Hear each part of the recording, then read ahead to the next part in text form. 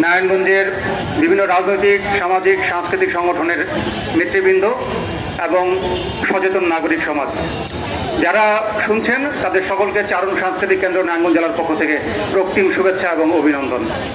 একটু ভাবুন আপনারা যে 11.5 বছর অতিক্রান্ত হতে চলেছে, একটা হত্যাকাণ্ড যেটাকে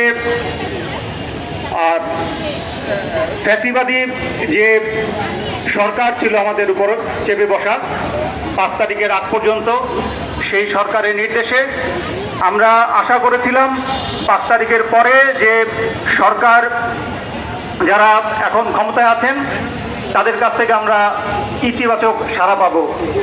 ত্বকী, ভুলু সহ যারা নিহত হয়েছে সমস্ত হত্যাকাণ্ডের বিচার আমরা পাবো, সেই আশা এবং সেই প্রত্যাশা আমরা করেছিলাম।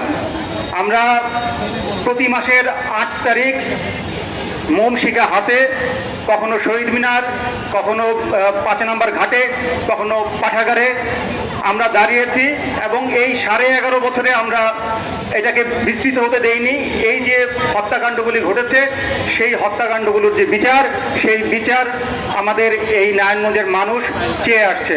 আমরা প্রত্যাশা করি এই সরকার দ্রুত এই ব্যাপারে ব্যবস্থা নেবে এবং ত্বকী হত্যার বিচার আমরা পাবো আশা করছি।